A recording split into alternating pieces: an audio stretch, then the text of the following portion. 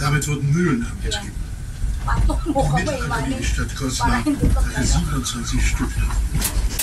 Es gab Senfmühlen, Mohrmühlen und auch Getreidemühlen in der Stadt. Mir fällt echt eine Blombe raus. So schlimm ist es ja nun auch nicht. Das Eckhaus auf der rechten Seite ist das Hotel. Ist das Stammhaus der Familie Siemens. Es stammt aus dem Jahre 16.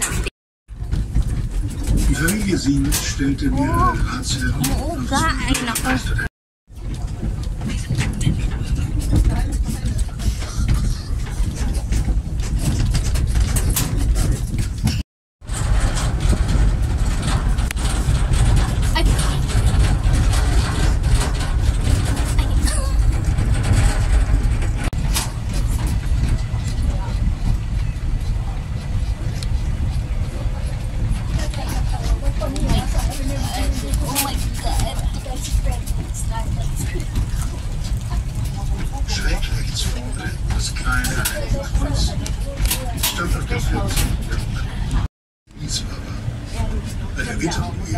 schwer vorstellbar. Wir erreichen die Frankenberger Kirche. Sie markiert den höchsten und westlichsten. Sie ist eingebettet in den Stadtmauer.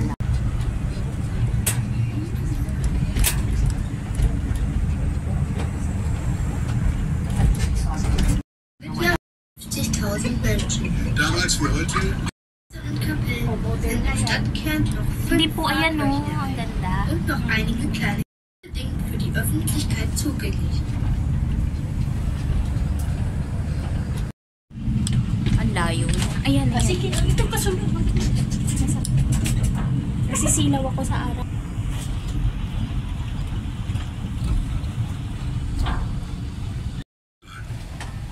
Rechts auf der Ecke stand einst das Viti-Tor, das dritte unserer 4 Haupttoranlagen. Heute ist leider nur noch der äußere Flankenturm erhalten. Das Viti-Tor wurde im Rahmen des Abbaus der Stadtbefestigungsanlagen um 1800.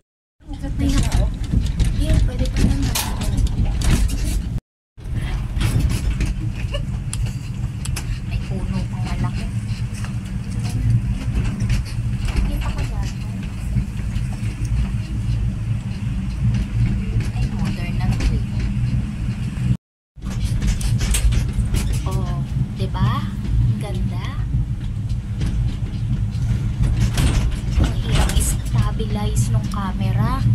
Alam mo na pag nalagyan ka. Ito naman yung maganda. Ano yan? Para naman tayo. ito ang ganda. Paano yan? Die Kirche ist aber schön. Das ist die Kirche von heute. Die Kirche ist besonders. Hindi na Sie stammt aus dem Jahr. Ayan, kita pa. Kita pa yun. Schon wieder der große Turm. Hier waren wir doch eben schon mal. Wir fahren jetzt noch einmal durch das große Tor. Schräg links ist eine Kaiserfigur im Befestigungsturm zu entdecken. Man hat diese Befestigungsanlagen um 1500 aus 2 Gründen ausgebaut. Zum einen wollte man repräsentieren, dass man eine kaiserlich-reichsfreie Stadt war und viel Geld zur Verfügung hatte. Zum zweiten wollte man sich aber schützen gegen die Angriffe der Braunschweiger Welfen bzw. Oh, Diyos ko, baka malaglag yung camera. Dito ko. Dapat dito ako kumuha. Ay, talong-talong-talon. Das hat den Hintergrund, dass die Unterstadt 1728 durch ein großes Feuer zerstört worden ist. Aray ko, tumalon.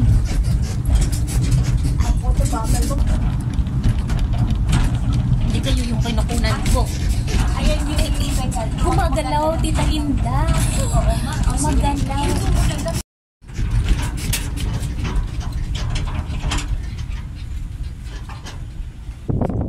Halata na ano yung ginamit. Hier am unteren und östlichen Ende der Stadt waren alle Handwerker angesiedelt, die mit Feuer arbeiten mussten. Weil das so gefährlich war? Naja, das hatte mehr den Hintergrund, die Hochstadtmauern zu vermeiden. Wir haben hier vorherrschenden Westwind und dieser sollte den Gestank aus der Stadt heraus aus Pusten.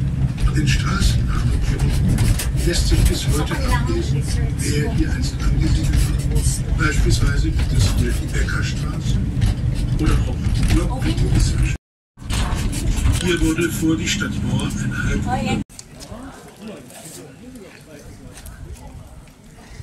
Ayan si Ari. Ayan, meron silang fountain dito. Kaya lang, di ko masyadong na-focus.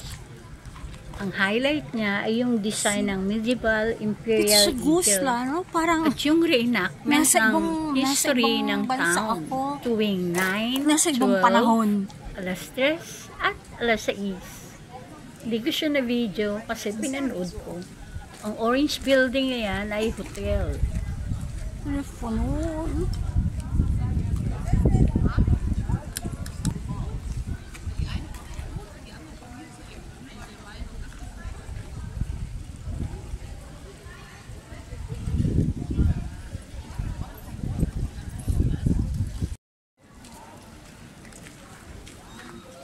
Ang ganda, parang Disney, parang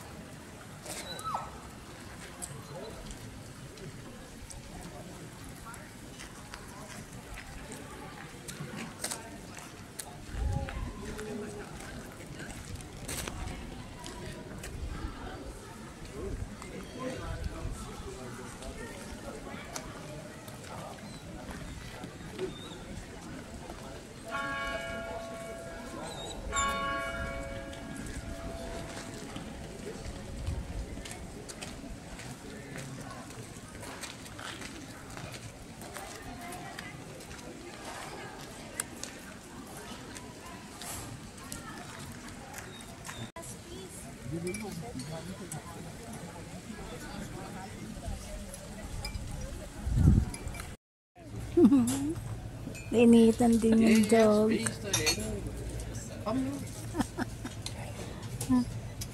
Dito, Linda, hati tayo. Sabi kay Eric. Vil jeg ikke bare... Okay.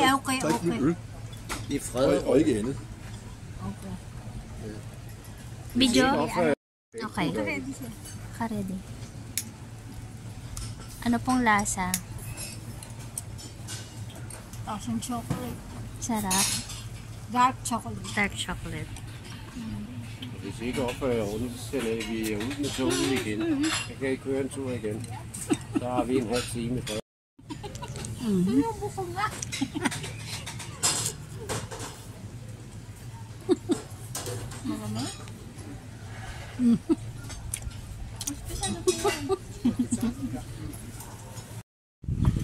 Jeg mener, Nå. hvordan ser på toast? Bare sig velbekomme. The Sam. Okay, så pwede ka. Come. Ah, sige po. Og så er det gode appetit. God appetit. Ago appetit. Ago. Good appetit. Okay. Hindi, bakit ba? Magkakasama tayo eh. Kita, Linda. Nu kommer du på YouTube. Forbered sig til eksamen. Og sidde og spise chips. Hun har chips i hele hovedet. Jeg skulle have taget et billede. Ja. Sige po. Hanghang sila, sinisipon na ako.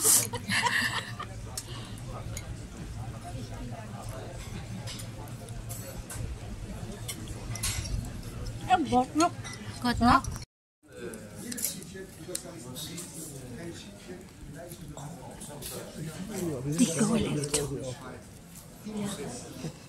Video. Überall, es gibt Punkte, es gibt, ja,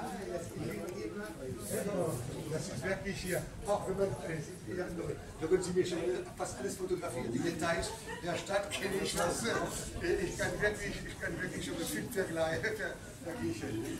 Übrigens, Problem auch, das nach UNESCO Welterbe. Ja, man kann nicht machen, was man will. Mit der Sanierung. Das sind auch die Fenster, die alten Fenster bei UNESCO. Die gehen nach außen. Und vielleicht möchte ich gerne die Fenster nach innen gehen. Klar, Denkmalpflege. Das war heute, die keinen Cent.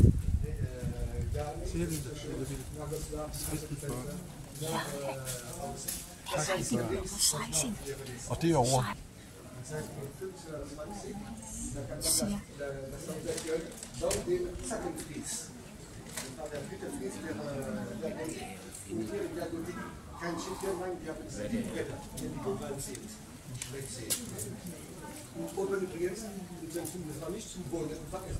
Tempting to.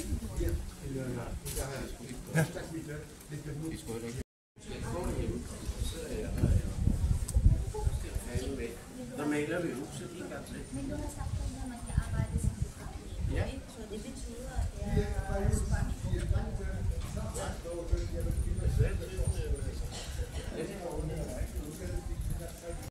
Da? Saan kayo?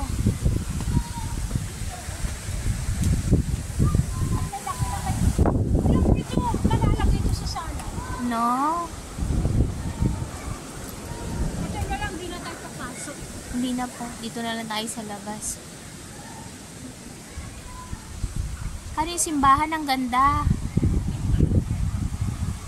So, dito na tayo para pumalapit tayo sa bisita doon. O, sige po.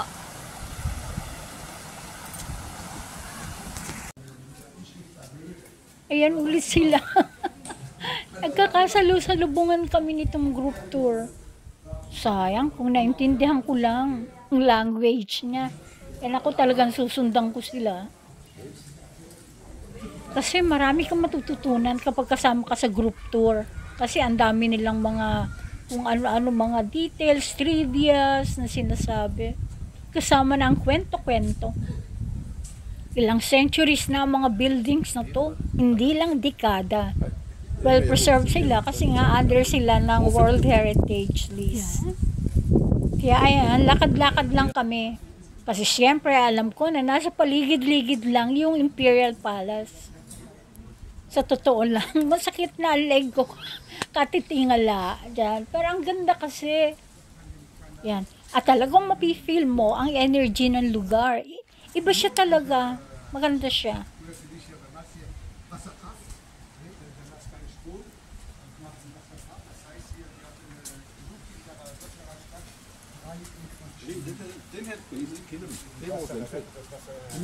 Vi kan bare følge den. Ayan, lagi kami nagkakasalubong-salubungan na nag-group tour. Habang naglalakad Kaya kayo, naman, baka sabihin. video natin nag-stop yung halaman. kami. O di kaya sumasama sa tour na wala namang bayad. Siyempre, hindi. Ganda. Hindi naman namin naiintindihan ng Ganda mga naman. sinasabi. Bahay pala to, Tita Linda. Akala ko ano. Ah, sige po. Opo, na pati yung kanal.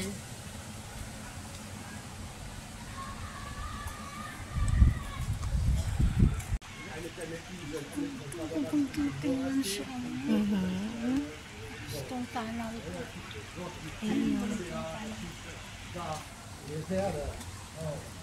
Ayan. So, parang siya talaga yung mga pinipreserve na. Totoo po.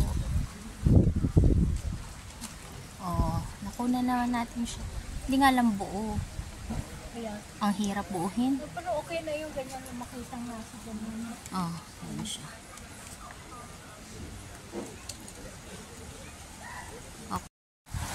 Die passer per uno.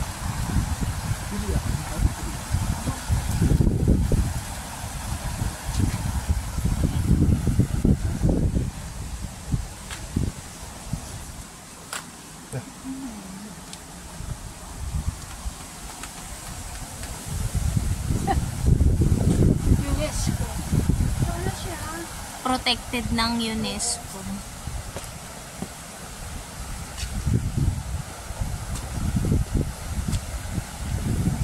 Ay, maganda to, Tita Linda, oh.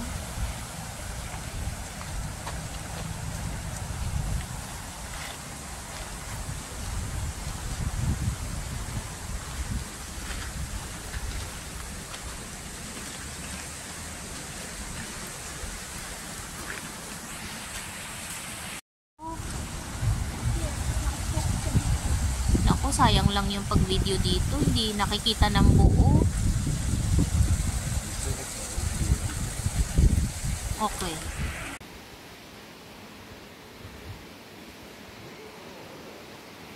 Oh. Laki ng water world.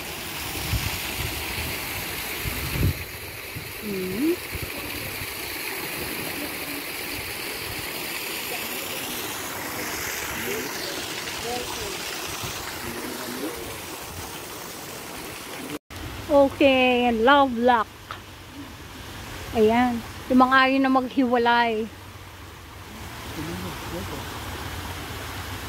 Ang ayaw na maghiwalay, nagkandaduhan na sila. Mag-boyfriend naman. Oh, J and J, ayaw na maghiwalay. Okay. Yan, mga ayaw na maghiwalay. Cute naman. So kung ayaw nyo makipaghiwalay, kayo na talaga forever. Umano kayo dito ng kandado. Yan. Yan.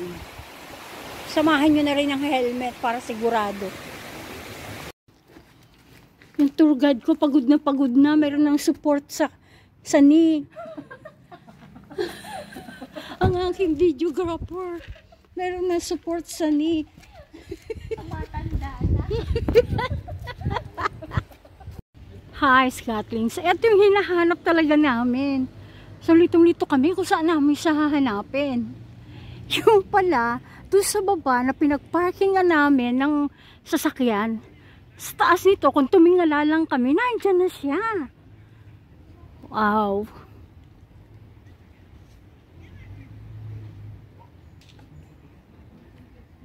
Yan. Attraction ng Gusla.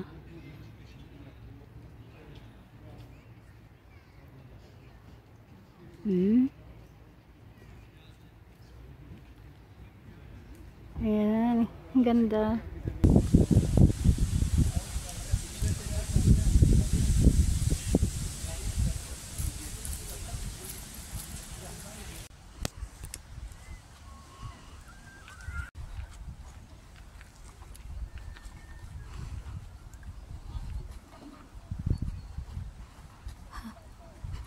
Ito po.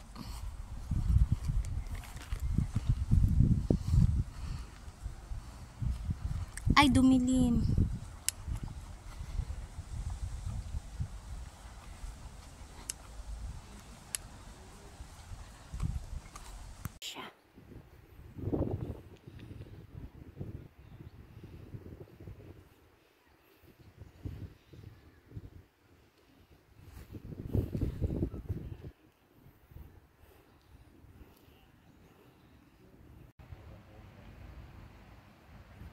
So, siya ang pa-reveal.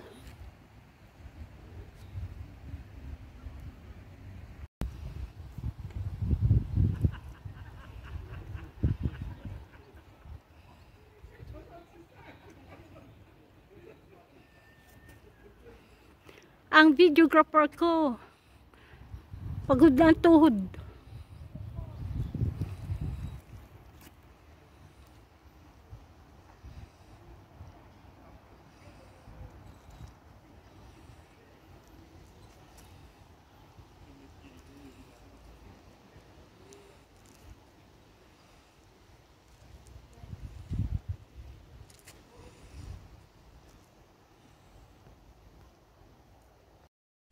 Hindi ko po alam eh.